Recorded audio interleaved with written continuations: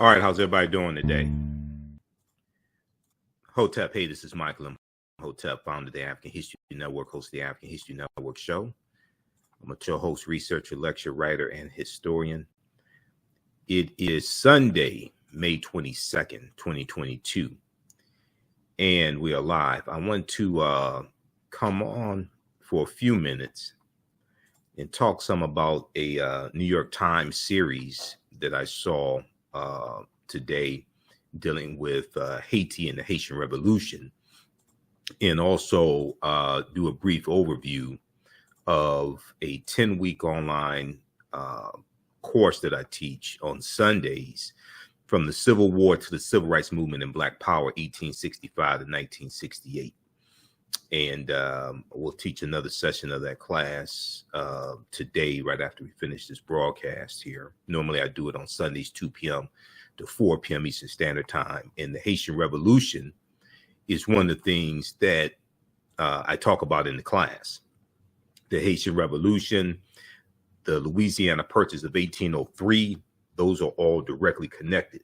The U.S. Civil War, Civil Rights Movement, Black Power Movement, we deal with all that. But the Haitian Revolution and the Louisiana Purchase, where the U.S. gets 828,000 square miles of land from France for $15 million because France is trying to raise money because they're going almost bankrupt fighting against the Haitians in the Haitian Revolution. All this is connected. So I want to look at, first, I'm going to show you some of the slides in the online class that I teach, but I want to look briefly here at one of the huge articles that the New York Times has that came out May 20th, 2022, okay?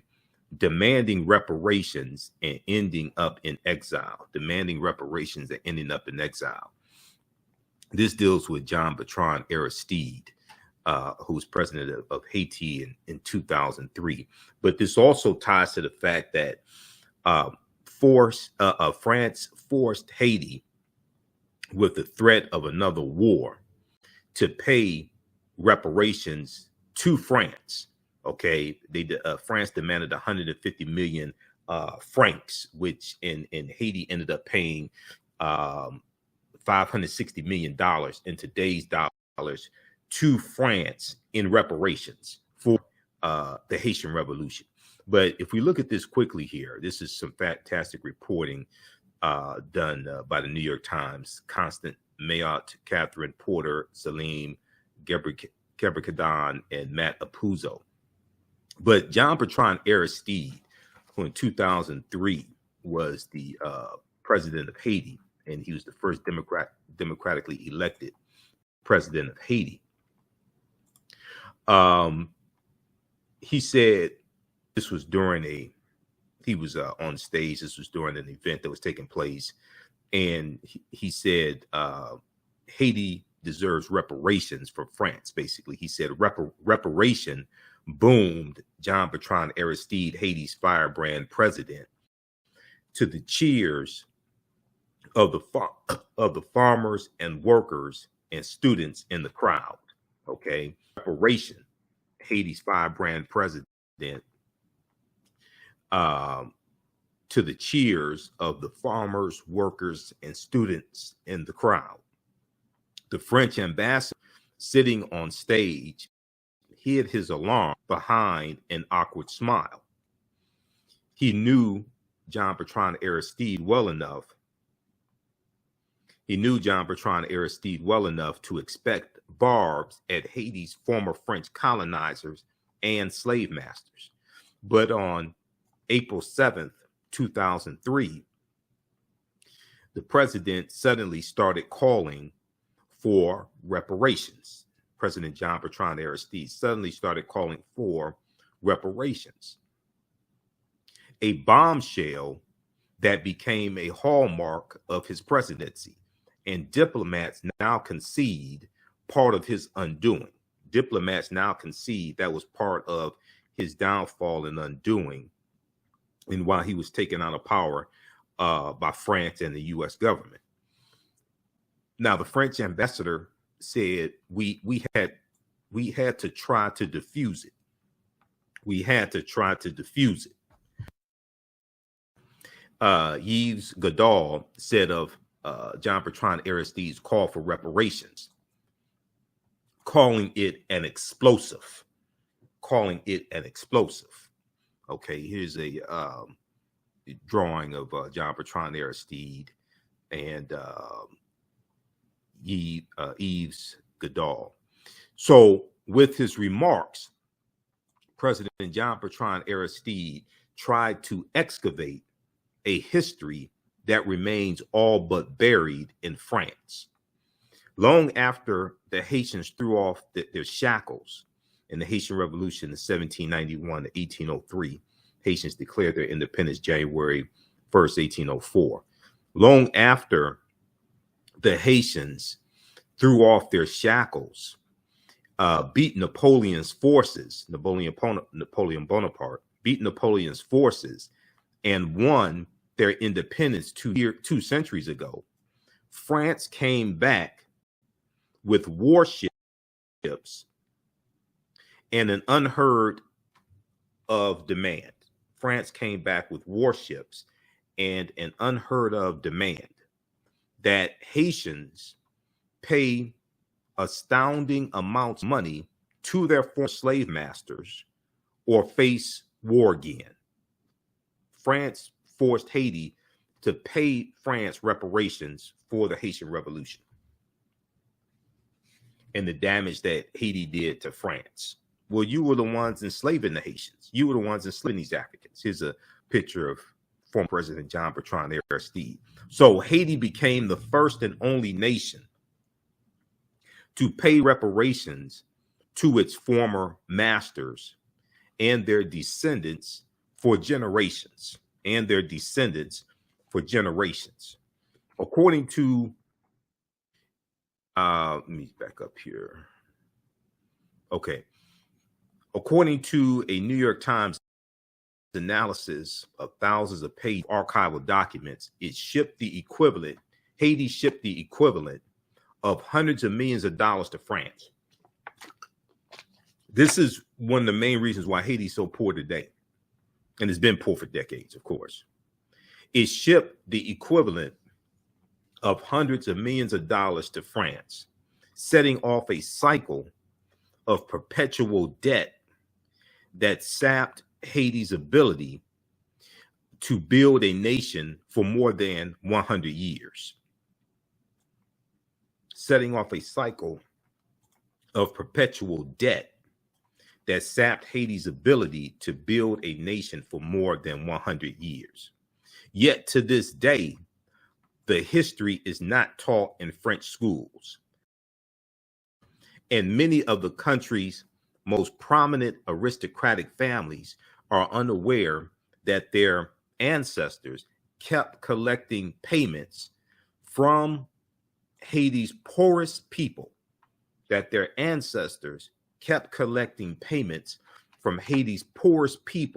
long after the end of slavery. Now, President John Bertrand Aristide, Haiti's first democratically elected president after decades of dictatorship, wanted France to do far more than acknowledge its past. He wanted restitution. President John Bertrand Aristide said, "What beautiful schools, universities, and hospitals we will be able to build for our children," he told the crowd. How much food we will have in abundance. Now, the consequences were immediate and lasting. In interviews that the New York Times did, a dozen French and Haitian political figures recounted how worried France worked quickly and doggedly to stifle President John Bertrand Aristide's call for reparations before siding with his opponents and collaborating with the United States to remove him from power. Okay? Before siding with his opponents and collaborating with the United States to remove him from power. They also had 6 takeaways, the reparations Haitians paid to former slave holders. We'll look at that briefly in just a minute. And I'm going to give you an overview of our class, because we deal with Haiti and the Louisiana Purchase, the Haitian Revolution and the Louisiana Purchase in the 10-week online course that I teach, from the Civil War to the Civil Rights Movement and Black Power, 1865 to 1968. Because we open with that. That's how we start the class, because all this history is connected. Okay, I'm gonna post a link here for the course. You can register for it, because I'm gonna teach another session of the course as soon as we finish this broadcast. Normally we do it on Sundays 2 p.m. Eastern Standard Time, but I'm running behind today, so you'll be able to join us in class today. And we do the sessions live. All the sessions are archived and recorded. You can go back and watch it anytime. It's a 10-week online class that I teach at our online school. Okay, now, France and the United States have long said that President Jean-Bertrand Aristide's call for restitution had nothing to do with his ouster, that he had taken an autocratic turn, lost control of the country, and was spirited into exile to prevent Haiti, already heaving with turmoil, from careening into chaos. But France's ambassador to Haiti at the time, Thierry Burkhardt, conceded in an interview that France and the United States had effectively orchestrated a coup against President Jean-Bertrand Aristide.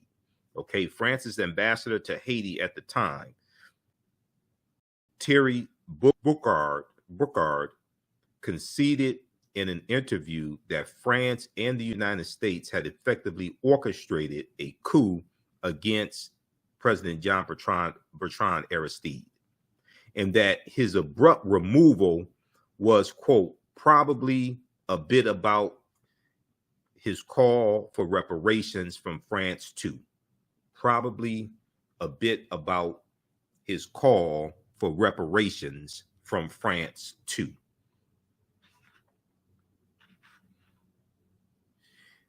So Thierry Burkhardt, ambassador to France ambassador to Haiti at the time, Thierry Burkhardt said, it made our job easier to dismiss the reparations claims without Mr. Aristide in office. It made our job easier to dismiss the reparations claims without Jean-Bertrand Aristide in office. So the showdown underscores how 2 centuries after France forced Haitians to pay their former slave masters, okay, 2 centuries after France forced Haitians to pay their former slave masters for the liberty they had already won in battle, the effects continue to ripple through the politics of both countries. By calling for restitution. Now, it's important to understand, and we deal with this in the class also, it's important to understand, right? Haiti, well, or on the island of Hispaniola, that was originally conquered in 1492 by Christopher Columbus. So you have the Spanish who had control of the island of Hispaniola first. Haiti is on the western third of the island. Then in 1697, France takes over the western third of the island from Spain. Okay. So Haiti, they were victimized by both the Spanish and the French. But it starts with Columbus and the Spanish crown. By calling for restitution, Haiti, a nation born from what historians call the world's first most successful slave rebellion, struck at France's national identity as a beacon of human rights, and threatened to inspire others with historical grievances against France to follow its lead from the Caribbean to Africa. Okay. They threatened to inspire others with historical grievances against France to follow its lead from the Caribbean to Africa. Now, this is a illustration depicting the Haitians fighting against the French in 1791, the Haitian Revolution. Now, Goodall said we were very disdainful of Haiti. We were very disdainful of Haiti. What I think we will never forgive Haiti for deep down is that it is the country that beat us. Okay. It's the country that defeated the French. He's saying what I think we will never forgive Haiti for deep down is that it is the country that beat us. Well, that's because you were enslaving them. And you were exploiting their labor and treating them inhumanely, and they fought back. It's not like they went to your country and did that to you. No, you took over from the Spanish, okay, and you kept bringing in African slaves, and you're treating them inhumanely and exploiting their labor and creating untold wealth for France, and they fought back. I mean, the U.S. was born out of revolution, the American Revolution, 1775 to 1783, against King George III and Great Britain. Even after John Bertrand Aristide's removal in 2004, the calls for restitution have continued to reverberate, leading to a stunning concession more than a decade later by Francois Hollande, France's president, who referred to the money Haiti was forced to hand over as, quote, the ransom of independence, the ransom of independence. Since then, scholars have increasingly explored the history of Haiti's payments. Just this past December 2021, at a conference on the grounds of the French Finance Ministry, one of the most prominent French historians on relations between the two countries, John Francois Breyer, called the payments a form of, quote unquote, meta slavery, a form of meta slavery that prevented Haiti from breaking free of France long after independence. He said all French people are affected by the nation's past in Haiti. Okay, said Jean-Marc Ayrault, a former French prime minister. Yet he said French students don't learn about it and few officials discuss it. He said all French people are affected by the nation's past in Haiti. He said French students don't learn about it and few officials discuss it. He said it's never taught, it's never explained. And this is largely why France has the wealth that it has today. Okay, so read the rest of this here. Okay, it's so long, and they have 3 like huge articles from the New York Times on this. Demanding reparations and ending up in exile. Okay, the New York Times, May 20th, 2022. This is dealing with the history of Haiti.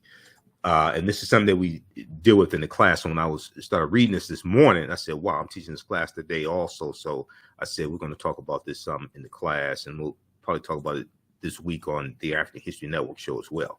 So another article that they have from the New York Times, this one here came out May 20th also. Now, we know May 18th was Haitian Flag Day, right? Because May 18th, 1803 commemorates May 18th, 1803, where during the Haitian Revolution, they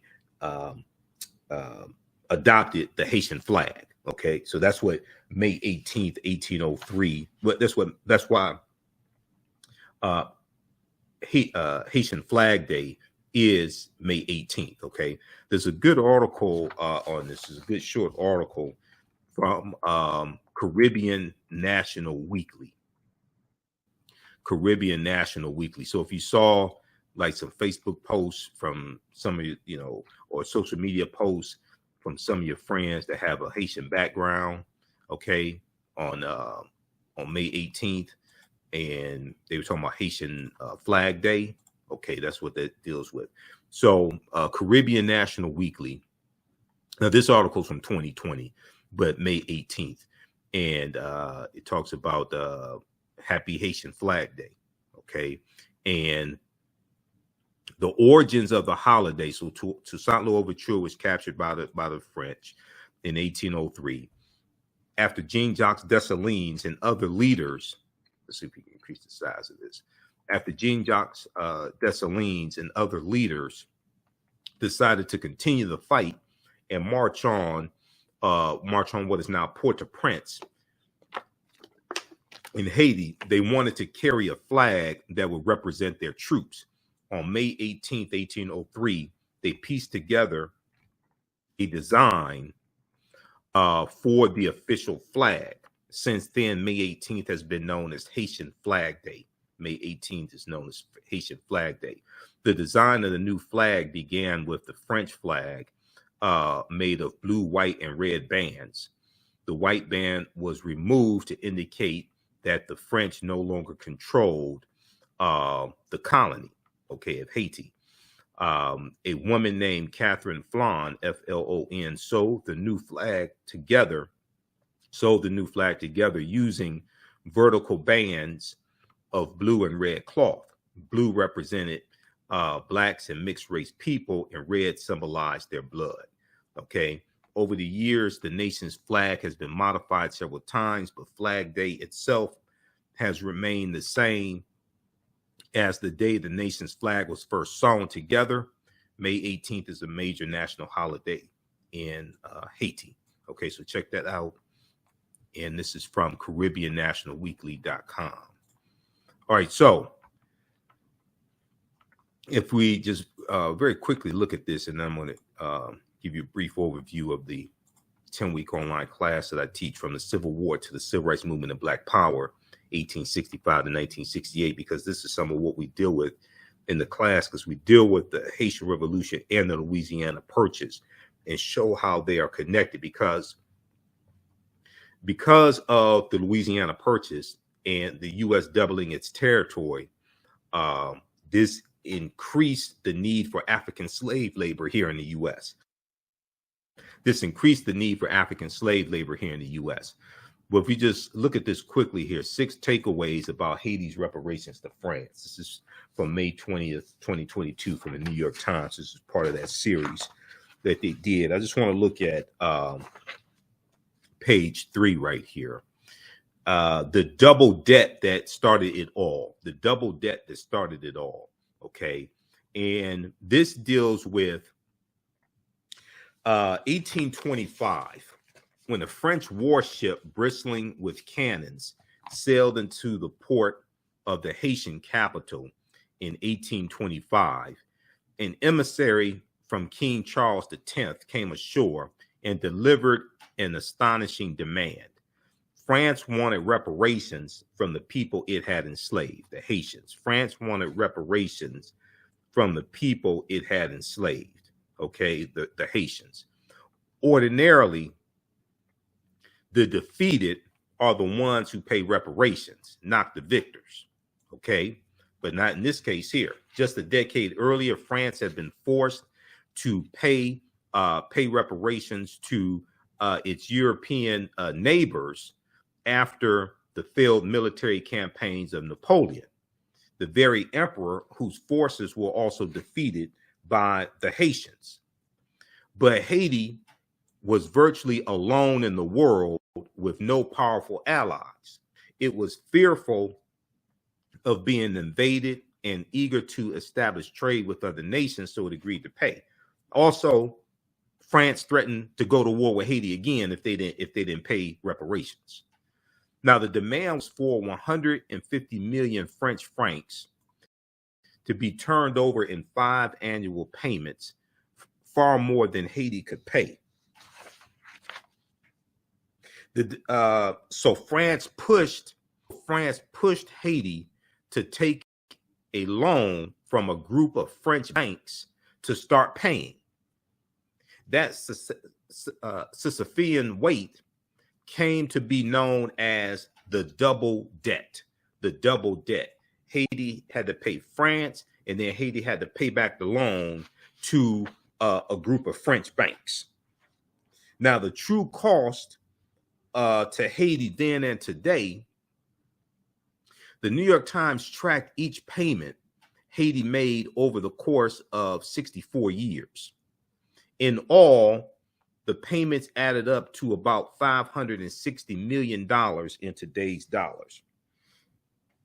But the loss to Haiti cannot just be measured by adding up how much was paid to France and to outside lenders over the years. Okay, the loss to Haiti cannot just be measured by adding up how much was paid to France and to outside lenders over the years. Every Franc ship or ship from France, French ship, every Franc ship, I'm sorry, back up. They're talking about their monetary system. They're talking about their currency, francs. Okay, every franc shipped across the Atlantic took to an overseas bank vault was a franc not circulating among Haiti's farmers, laborers, and merchants. Every franc shipped, the French currency, across the Atlantic to an overseas bank, a European bank, a French bank, was a franc not circulating among Haiti's farmers, laborers, and merchants, or not being invested in bridges, schools, or factories. The sort of expenditures that help nations become nations, that enable them to prosper. Now, after reviewing thousands of pages of archival documents, some centuries old, and consulting with 15 of the world's leading economists, this is New York Times talking, the New York Times correspondents calculated, their correspondents for the New York Times calculated that the payments to France cost Haiti from $21 billion to $115 billion in lost economic growth over time. Okay.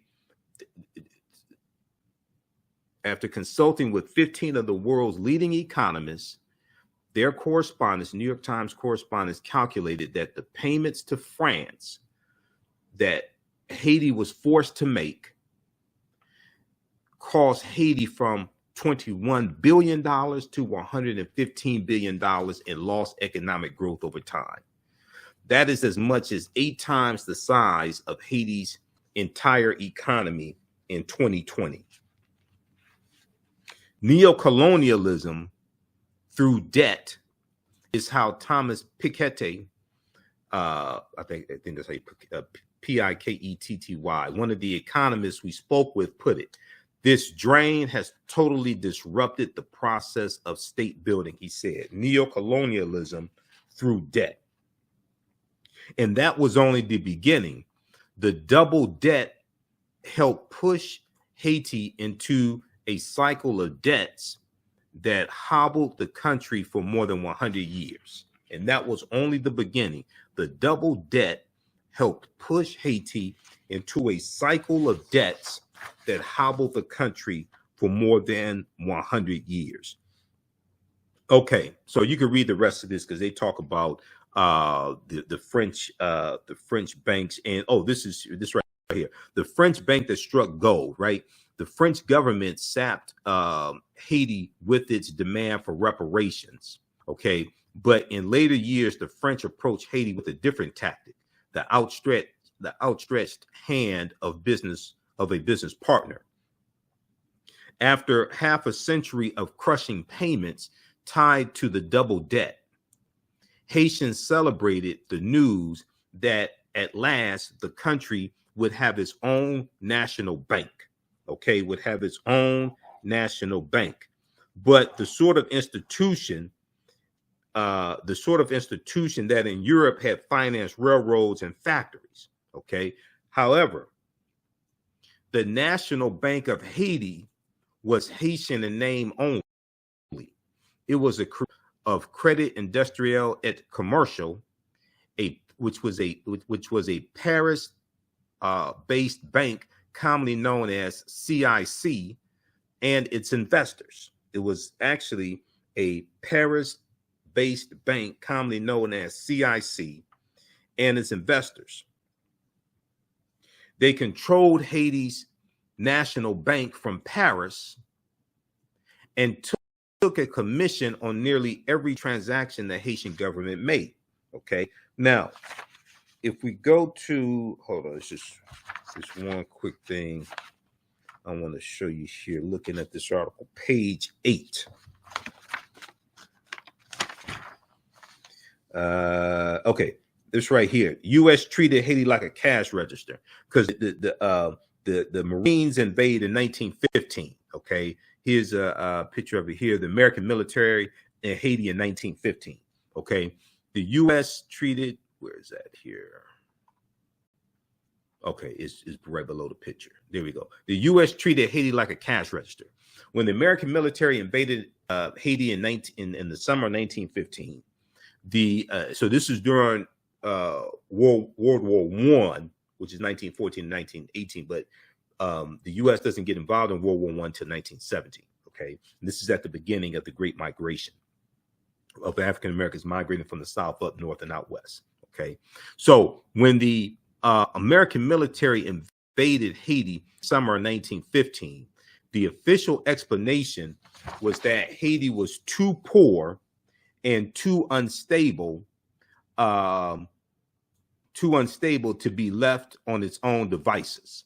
The official explanation was that Haiti was too poor and too unstable to be left to its own devices. U.S. Secretary of State Robert Lansing made little effort to mask his contempt for the African race, quote unquote African race, casting the occupation as a civilizing mission intended to end, quote, anarchy, savagery, and oppression, end quote.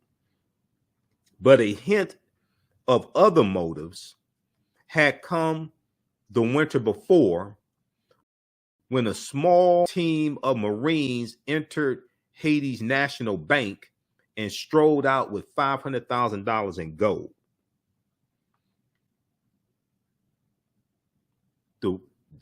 A hint of other motives had come the winter before, when a small team of Marines, U.S. Marines, entered Haiti's national bank and walked out with $500,000 in gold from Haiti's national bank.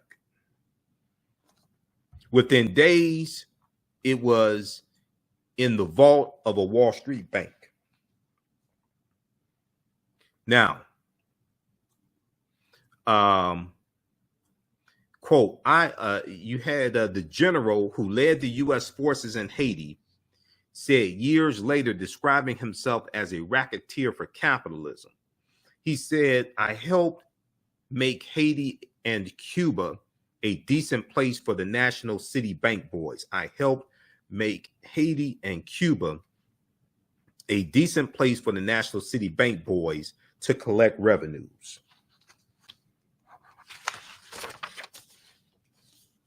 Now, National City Bank was the predecessor of Citigroup Bank. National City Bank was the predecessor of Citigroup Bank, and along with other powers on Wall Street, it pushed Washington to seize control of Haiti and its finances. Washington, D.C. It pushed Washington, D.C. to seize control of Haiti and its finances, according to decades of diplomatic correspondence, financial reports, and archival records reviewed by the New York Times. For decades to come, the United States was the dominant power in Haiti, dissolving parliament at gunpoint, killing thousands, and shipping a big portion of Haiti's earnings to bankers in New York City, while the farmers who helped generate the profits often lived near starvation. Some historians cite tangible gains for Haiti during the U.S. occupation, like hospitals 800 miles of roads, and a more efficient civil service. But they also point to the American use of forced labor, with U.S. soldiers tying up workers in ropes, making Haitians build roads for no pay, and shooting those who tried to flee.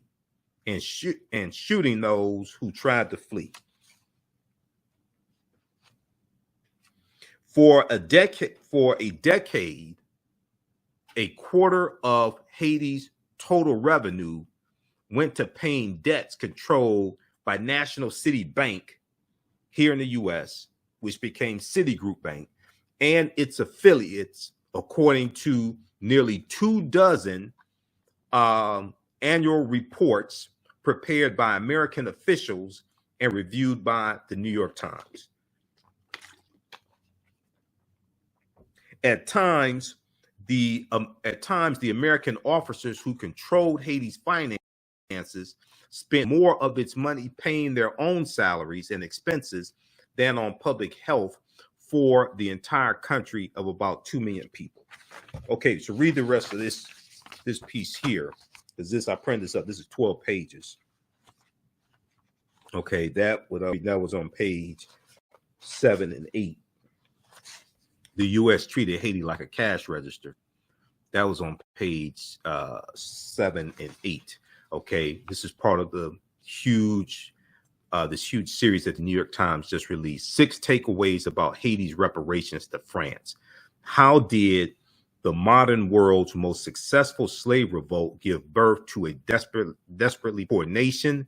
Here is a summary of what a team of New York Times correspondents found out.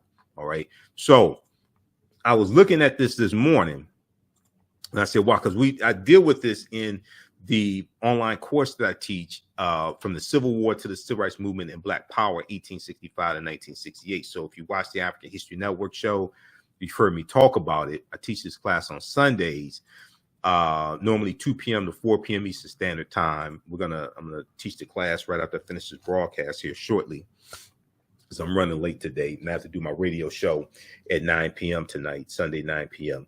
From the Civil War to the Civil Rights Movement and Black Power. And we start in 1803 with the Louisiana Purchase and the Haitian Revolution, because those two are connected. And we deal with history chronologically to see what leads up to the Civil War taking place. We deal with Reconstruction, 1865, 1877, Jim Crow era, Great Migration, 1915, 1970, World War I, World War II, Civil Rights Movement, and Black Power movement. So it's a 10-week online class that I teach. We do the sessions live. All the sessions are archived and recorded. You can go back and watch it anytime. So you can register for the class. We have some archived content. You can watch last week's class. You can join us in class today. You can join us in today's class also. Okay. And even after the course is over with, you can go back and watch it anytime. So a year from now, 2 years from now, you'll be able to you can go back and watch the entire class. It's archived. I'm going to do a quick overview here and deal with some of the information that we do within the class. And I do a PowerPoint presentation. We have book references, articles, video clips to understand what happened to us after slavery ended, how we got into the predicament that we're in now, to understand where we need to go from here, because we have to understand how all this is connected. Okay, historical events don't happen in a vacuum. They are the culmination of a sequence of historical events that lead up to other events taking place. Okay, so the attacks on critical race theory, these anti-critical race theory laws, we saw how it complicated some lessons in schools during African American History Month. This article right here from Axios.com, new rules are limiting how teachers can teach Black History Month. The attacks on critical race theory, the attacks on the 1619 Project, even some type of backlash dealing with Juneteenth, history, teaching about the history of slavery in schools, teaching about white supremacy, racism. All this is connected to the Civil War and Reconstruction. And this is a whole backlash to try to take us back before the 1964 Civil Rights Movement, before the Civil Rights Act, take us really back to the 1890 Mississippi State Convention, where they rewrote the state constitution to oppose poll taxes and literacy tests. This article here from USA Today from, I think this was in 2021, mock slave auctions, racist lessons, how U.S. history class often traumatizes and dehumanizes Black students.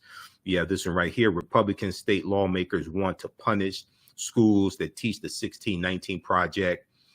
USA Today also. This article here from June 2021 dealing with Juneteenth, right? 60% of most Americans know little or nothing about Juneteenth poll finds. Americans are very ignorant of history and very ignorant of law. Okay, and all this comes together. So when we try to get our issues and concerns addressed that come from a historical context, many of the people that we're talking to are ignorant. All right.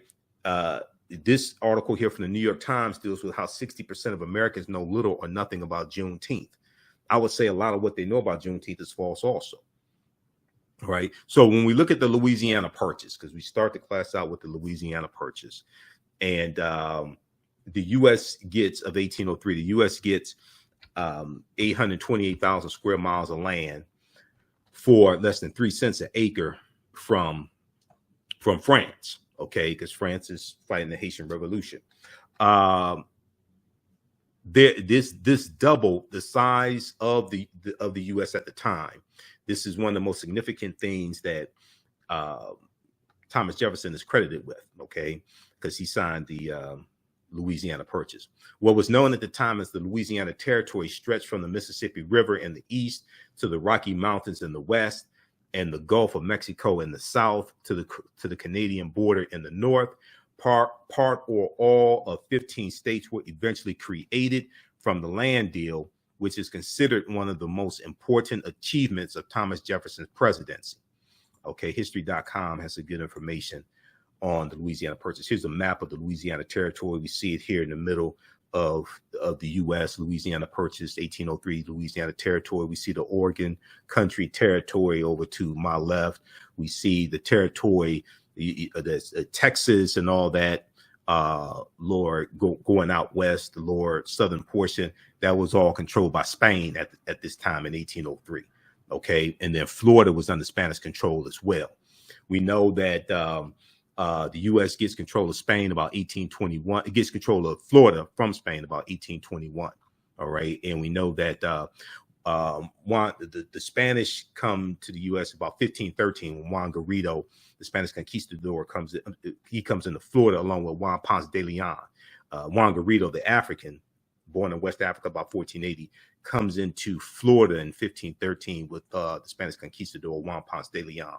So we look at the Louisiana Purchase and see how it's related to the Haitian Revolution. And if we look at things leading up to the U.S. Civil War taking place, right? The Texas gaining its independence in 1836, Mexican-American War, 1846, 1848, Treaty of Guadalupe Hidalgo, 1848, where the U.S. gets Colorado, Arizona, New Mexico, California, Utah, and Nevada from Mexico as a result of the Treaty of Guadalupe Hidalgo. And then you look at the Compromise of 1850, which organizes the land that the U.S. gets from Mexico. The Compromise of 1850 consisted of 5 bills. One of those bills was the Fugitive Slave Act of 1850. The Fugitive Slave Act is tied to Article 4, Section 2 of the U.S. Constitution, and that laid the foundation for the Fugitive Slave Act of 1790, signed by President George Washington, and the Fugitive Slave Act of 1850.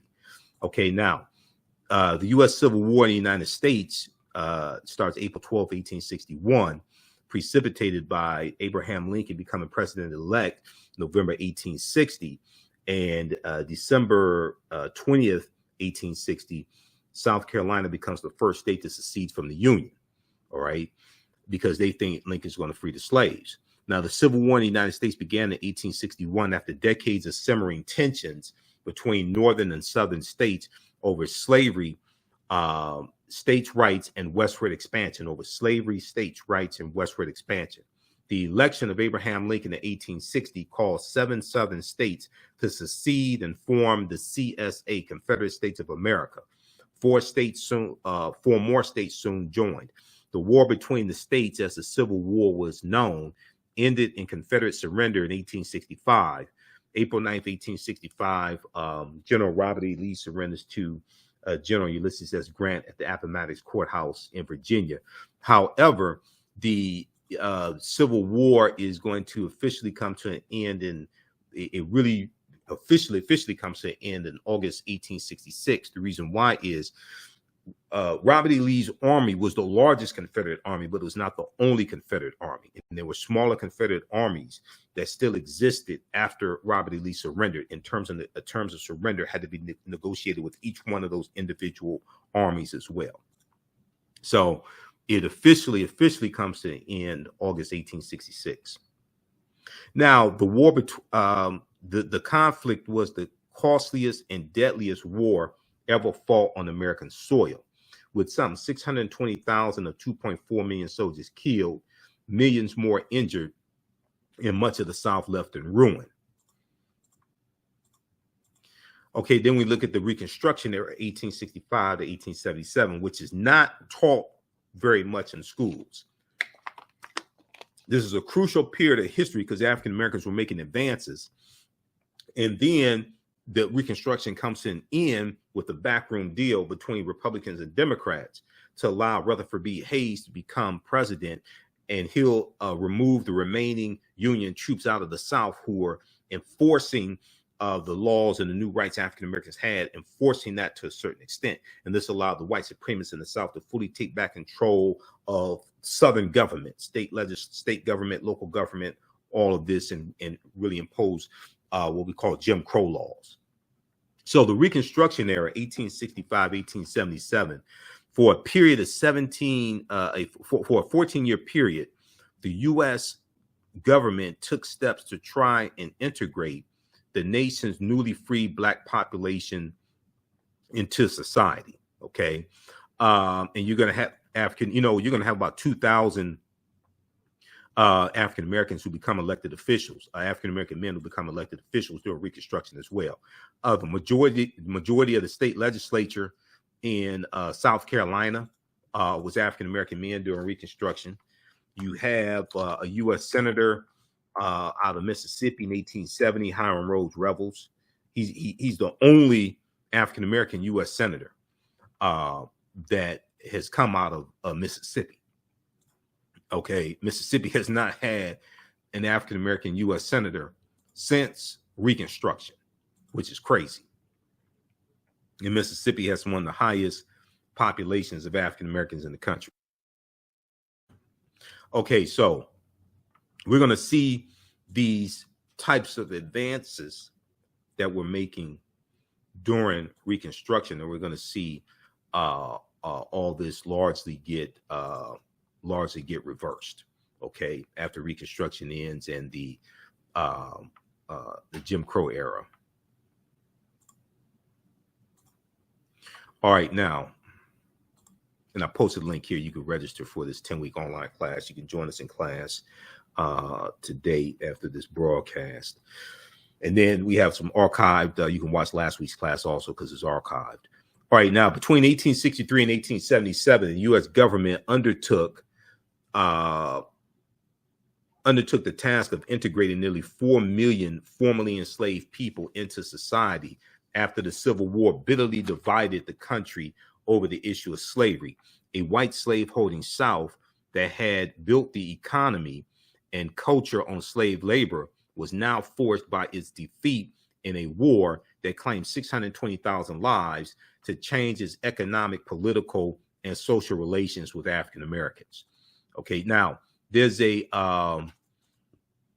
good article. Like I said, we talk about the Mexican-American War. We talk about the which is important to understand because these are things that lead up to the Civil War taking place. The Kansas-Nebraska Act of 1854. As a result of the Kansas-Nebraska Act, the Republican Party was formed in 1854 by groups of abolitionists, and the Kansas-Nebraska Act was passed because you had fierce opposition in Congress And the Kansas-Nebraska Act dealt with leaving it up to the people moving out to the Kansas-Nebraska territory to determine whether or not they wanted to have slavery, as opposed to it being dictated by the federal government.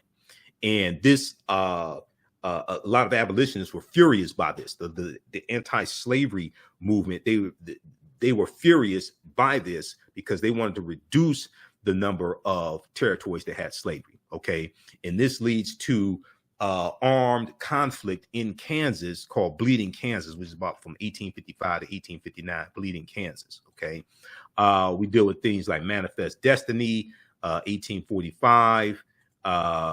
Special Field Order number 15, 40 Acres and a Mule, Juneteenth, and really explaining what Juneteenth is, separating fact from fiction, 13th, 14th, 15th Amendments to the U.S. Constitution.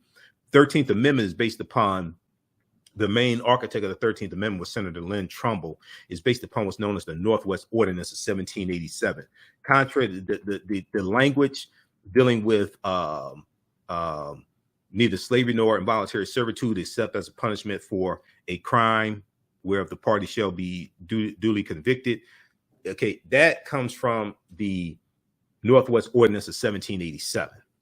That law already applied to white men. They're giving African Americans the same rights that white men had, especially African American men. That wasn't to re-enslave African Americans, anything like that. That's giving them the same rights that white people had. All right, that research the Northwest Ordinance of 1787. That's where that comes from.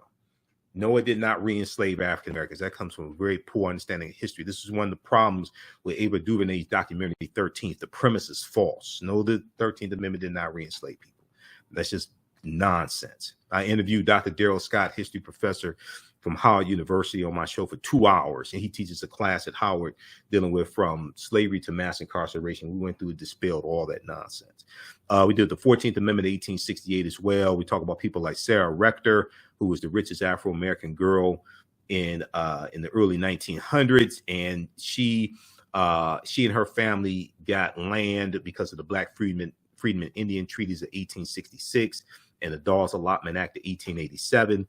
Oil was discovered on her land. She became a millionaire. This is in Oklahoma, and her family was of Creek Indian slave ancestry. Okay, they had enslaved Creek Indian ancestry because the Choctaw, Chickasaw, Creek, Cherokee, and Seminole Indians all owned African slaves, and we know Tulsa, Oklahoma, was founded by Creek Indians about 1834. When what are known as the 5 civilized tribes of Native Americans, when they get kicked off of their land in southeastern United States, they all go out west on what's known as the Trail of Tears, and they take their African slaves with them. A third of the people who were on the Trail of Tears were African people.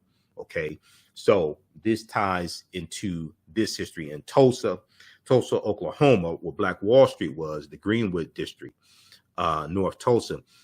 That was founded by Creek Indians around 1834. The word Tulsa comes from the Creek Indian word Tallahassee. I've done a 2.5-hour lecture dealing with the history of Tulsa, Oklahoma. So I've done a lot in Black Wall Street. So I've done a lot of research on that. And a lot of your early African-American landowners,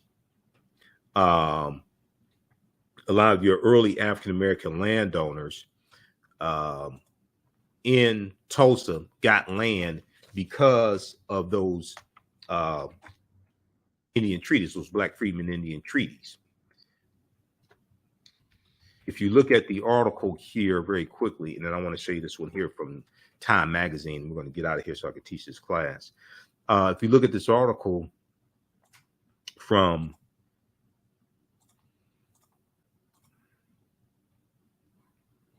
History.com, which is the official website of the History Channel. 9 entrepreneurs who helped build Tulsa's Black Wall Street, from May 14, 2021, by Alexis Clark. 9 entrepreneurs who helped build Tulsa's Black Wall Street. Before the Tulsa Race Massacre, the city's African-American district thrived as a community of business leaders and visionaries. Okay, so if we look at this very quickly here, they quote Hannibal B. Johnson, who's one of the top historians comes to Tulsa, Oklahoma, and Black Wall Street. Before the Greenwood District, and that was the business district that started at the intersection of Greenwood Arch and Pine. This is where it's believed the Gap Band gets their name from, Gap, G-A-P, Greenwood, Arch, and Pine, because they're from Tulsa, Oklahoma. You know, you dropped a bomb on me and burn rubber, Charlie Wilson, things like this, the Gap Band. Okay, so before the Greenwood District was established, African Americans came to Oklahoma in the mid-19th century as slaves of the 5 civilized tribes of Native Americans, the term used for the Cherokee, Chickasaw, Choctaw, Creek, and Seminole Native American tribes. They were forced from their lands in the southeast part of the United States, resettling in Oklahoma, then known as Indian Territory. After the Civil War, under the treaties, under the terms of the treaties of 1866, these African Americans were emancipated, with some integrating into the tribes. Now, this is something Dr. Claude Anderson has been talking about. He's one of my teachers. I know him personally. When I was doing my research on Tulsa, Oklahoma, back in about 2014, something like that, I called him and I said that the Black Freedmen Indian treaties tie into the history of Tulsa, Oklahoma, because at the time he didn't know that. We talked about this. I was preparing for a lecture and an interview dealing with this, all this, and I was explaining to him the connection between the two. After the Civil War, under the terms of the treaties of 1866, these African Americans were emancipated, with some integrating into the tribes, a relationship that would later provide freedmen with their own land, a relationship that would later provide freedmen with their own land. Now, Hannibal B. Johnson, who's the author, his new book is Black Wall Street 100, an American City Grapples with its historical racial trauma. And he's also the author of this book here that I read for preparation to do my lectures and things like this, dealing with the history of Black Wall Street. This is the first book he wrote on Black Wall Street. This was one of the first real history books dealing with Black Wall Street. This came out in I think it first came out in 1998, and then there was a revision that he did. Okay, this book here, copyright 1998, and I think there was I think he did a revision or something like this. This came out in 1998. Black Wall Street, From Riot to Renaissance in Tulsa's Historic Greenwood District, one of the best books that you'll read dealing with the history of Black Wall Street, by Hannibal B. Johnson. So this is who they're quoting right here. He's one of the top historians when it comes to Tulsa, Oklahoma, and Black Wall Street. He said the relative wealth of some Black folks in Oklahoma comes in part through their connection to the tribes, Native American tribes, and land ownership. The relative wealth of some Black folks in Oklahoma comes in part through their connection to the tribes and their land ownership, says Hannibal B. Johnson, historian and author of Black Wall Street 100, an American City Grapples with its Historical Racial Trauma. The Dawes Act, the Dawes Allotment Act of 1877, which redistributed 138 million acres of land. The majority of it is supposed to go to Native Americans and Black Indians, things like that. 2/3 went to white people. This is where you get the $5 Indian from. White people learned about this, and you had to anglicize your name to have your name added to the Dawes rolls. This is one of the requirements. So white people, Europeans here, paid $5 to have their names added to the Dawes rolls so they can get this land. The Dawes Act of 1887 authorized the government to divide tribal territories into allotments for individual Native Americans, which included Black members. This is how Sarah Rector and her family gets the money, gets the land. As word spread that Indian Territory was a safer place for African Americans to settle between 1865 and 1920, more than 50 Black townships were founded in Oklahoma. So when the Tulsa Race Massacre happens June 1st, 1921, and Tulsa is largely destroyed, the North Tulsa is largely destroyed, we rebuilt Black Wall Street. We rebuilt the Greenwood District. We rebuilt North Tulsa with our own dollars and the help of the surrounding Black townships. That's the most magnificent part of this story that does not get told. Hannibal B. Johnson deals with this in his book, and I talk about this in my lectures. Black Wall Street, from riot to Renaissance in Tulsa's historic Greenwood District. From riot to Renaissance, he deals with us resurrecting it as well. In about 1926, Dr. W.B. Du Bois visited North Tulsa, and he talks about how it was thriving again, and they had businesses back and things like this. This was in 1926. This is 5 years after the race massacre. Okay, so read this article here from history.com, 9 entrepreneurs who helped build Tulsa's Black Wall Street. Okay, then you have this one here, also from history.com.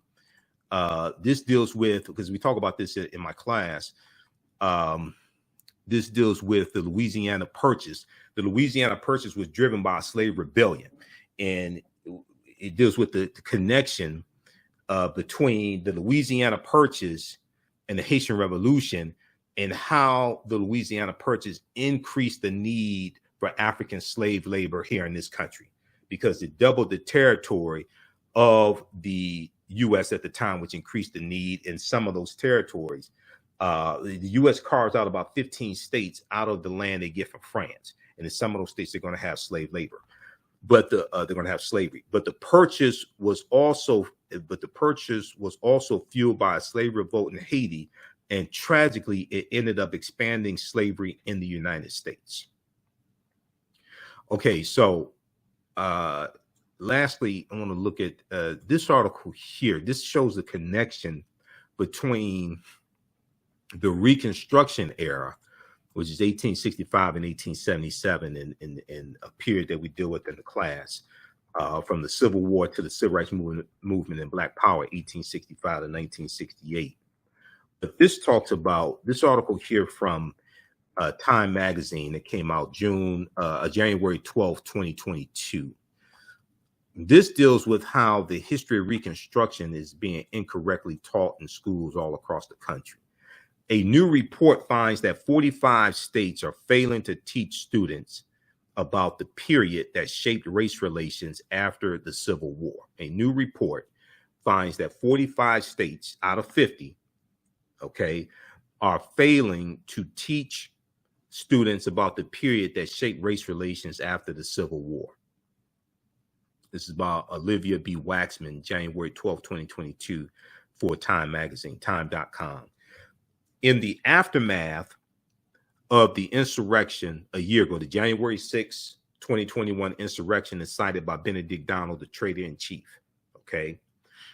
In the aftermath of the insurrection a year ago at the U.S. Capitol, many leading historians drew parallels between the violence that we saw January 6, 2021, and the Reconstruction era, 1865 to 1877.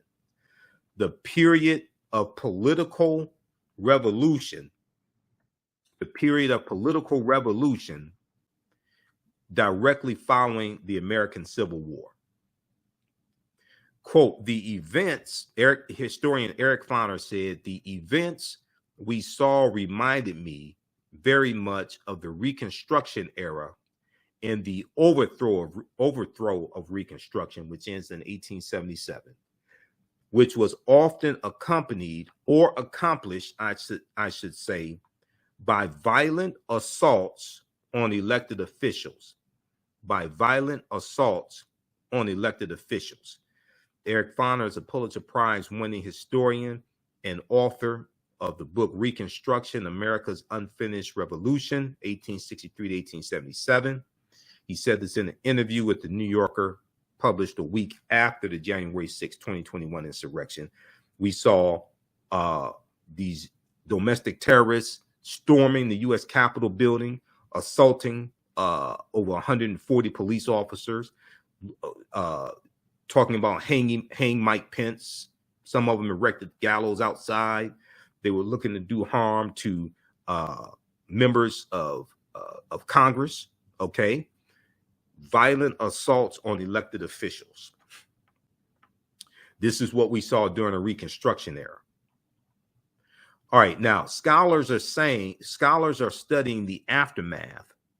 Scholars say studying the aftermath of the Civil War can help put in context many of the most seminal events in U.S. recent years, from the brutal murder of George Floyd by police in 2020 to the voter suppression laws enacted by black voters, enacted after black voters played a big role in helping Joe Biden and Kamala Harris be elected president and vice president in 2020.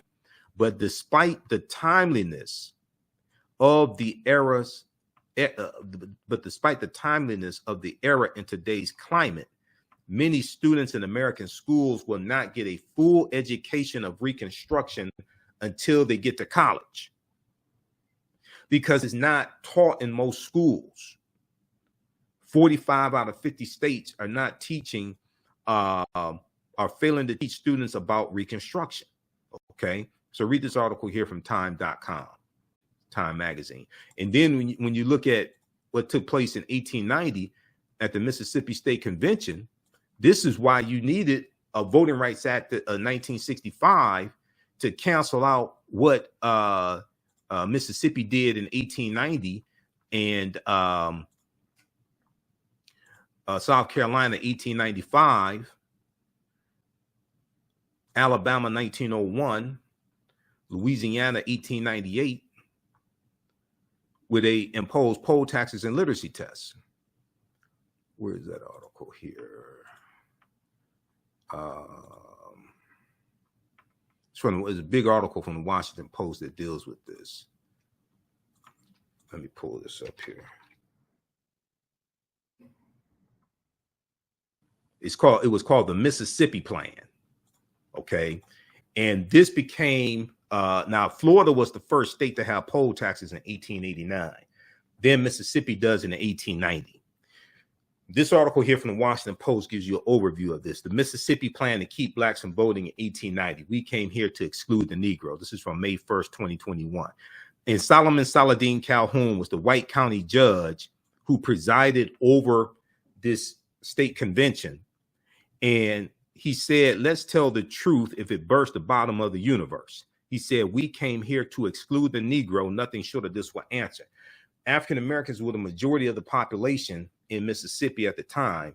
And these white supremacists, they wanted to rewrite the state constitutions to impose poll taxes and literacy tests to suppress African American voters, to keep us from voting and largely keep us from registering to vote, because you had to then pay a tax like $2 or whatever it was to register to vote. Okay. And then they're going to, the African Americans that we got elected into the state legislatures, things like this, they're going to get knocked out. They get voted out of office. We see this across the South. Okay. So they talk about Solomon Saladin Calhoun. Delegates eventually adopted a literacy test and poll tax geared to suppress the black vote in the state with a black majority. The Mississippi Plan became the model throughout the South, part of a raft of racially oppressive Jim Crow laws that ended Reconstruction. Reconstruction ended before 1890 when this took place. Reconstruction ended before 1890 when this took place. But we're going to see things like this take place after Reconstruction ends, okay, and to reverse the advancements that we were making. All right, so if you like, how's everybody doing today? Share this broadcast on social media platforms. Give us a thumbs up, give us a heart, give us a like if you like this broadcast. If you want to learn more about this type of information, this is what we deal with in the 10-week online class that I teach on Sundays, 2 p.m., normally 2 p.m. to 4 p.m. Eastern Standard Time. I'm going to jump in and teach this class now. We're running later today, and I have to do my radio show at 9 p.m. on Sunday. From the Civil War to the Civil Rights Movement and Black Power, 1865 to 1968. We started in 1803 with the Haitian Revolution and the Louisiana Purchase. We deal with history chronologically up through 1968. Civil War, Civil Rights Movement, Black Power Movement, Great Migration, World War I, World War II,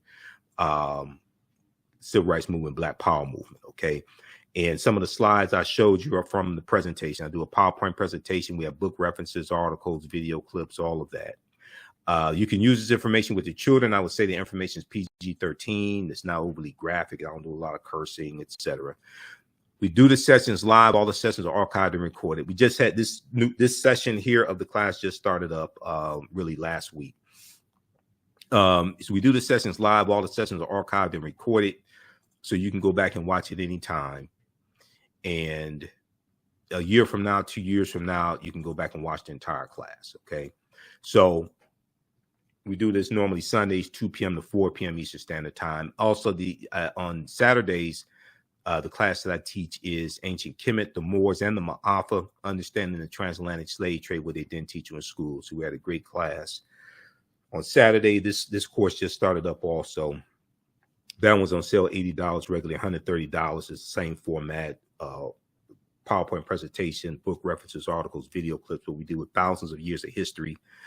If you've taken any of my online classes in the past, email me at ahnshow@africanhistorynetwork.com. You'll get a 50% discount. Okay, email me at ahnshow@africanhistorynetwork.com if you've taken any of my online classes in the past. And then also we have a course bundle pack where you get the classes that I teach you. You get those in a bundle for $120. It's a $285 value. So you get a discount on that. Okay, so we have all that at our website, africanhistorynetwork.com, africanhistorynetwork.com. Okay, so you can check that out there. You can register for the class. We have the information here in the thread of the broadcast, from the Civil War to the Civil Rights Movement and Black Power, 1865 to 1968. Also, if you like this type of information as well, you want to support us, $ the AHN Show through Cash App. $ the AHN Show through Cash App, also through PayPal, paypal.me/the AHN Show. That helps us keep doing the research, stay on the air, keep broadcasting, pay some of the bills, broadcast our radio show, also the African History Network show. And I'm on 9-10 a.m. the Superstation WFDF on Sundays, 9 p.m. to 11 p.m. Eastern Standard Time. We have the information at our website, africanhistorynetwork.com. We have the information here for Cash App and PayPal. This is our official Cash App account, $ the AHN Show, SHOW. When you go to it, it says Michael and shows my picture there. These other ones here are fake African History Network Cash App accounts I'm trying to get shut down. Cash App is already, I contacted Cash App. They've already opened up an investigation because there are these and a couple of other ones out there that are stealing money from us, and they're scamming, pretending to be the African History Network. We have our link here, and then the yellow PayPal donate button also. And then information here about my radio show. I've been doing radio 12 years, 6 years on 9-10 a.m. Superstation WFDF on Sundays, 9 p.m. to 11 p.m. Eastern Standard Time.